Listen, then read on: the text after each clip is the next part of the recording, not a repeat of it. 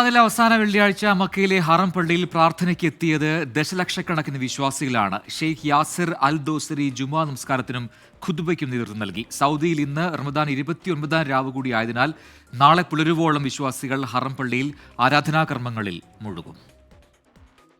ഈ റമദാനിലെ അവസാന വെള്ളിയാഴ്ച ആയതുകൊണ്ട് തന്നെ മക്കയിലും മദീനയിലുമുള്ള ഹറം പള്ളികളിൽ ഇന്ന് നടന്ന ജുമുഅ നമസ്കാരത്തിൽ പങ്കെടുത്തത് ദശലക്ഷക്കണക്കിന് വിശ്വാസികളാണ്.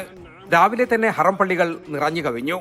മക്കയിലെ ഹറം പള്ളിയിൽ നടന്ന ജുമുഅ നമസ്കാരത്തിനും ഖുതുബക്കും ഷെയ്ഖ് യാസിർ അൽ ദോസരി നേതൃത്വം നൽകി. ഇന്നലെ സന്തോഷത്തോടെ സ്വാഗതം ചെയ്ത റമദാനോട് നാം കണ്ണീരോടെ വിട പറയുകയാണ്.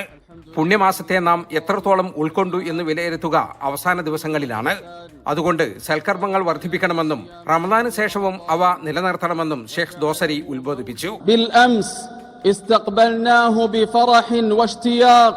وها نحن نودعه بدموع تملأ المآق فيا من كنتم في سباق قد دنا موعد الفراق فمن كان محسنا فيما مضى فليحسن فيما بقي.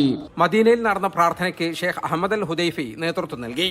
സൗദിയിൽ ഇന്ന് റമദാൻ 29 രാവ് കൂടിയാണ്. രാത്രി നമസ്കാരങ്ങളിൽ വിശുദ്ധ ഖുർആൻ പാരായണം ചെയ്ത് പൂർത്തിയാകുന്ന ഖത്മുൽ ഖുർആൻ പ്രാർത്ഥന ഇന്ന് രാത്രിയാണ്.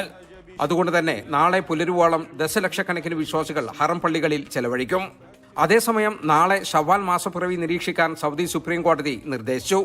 നാളെ മാസം കണ്ടാൽ മറ്റന്നാൾ ഞായറാഴ്ച ചെറിയ പെരുന്നാൾ ആഘോഷിക്കും.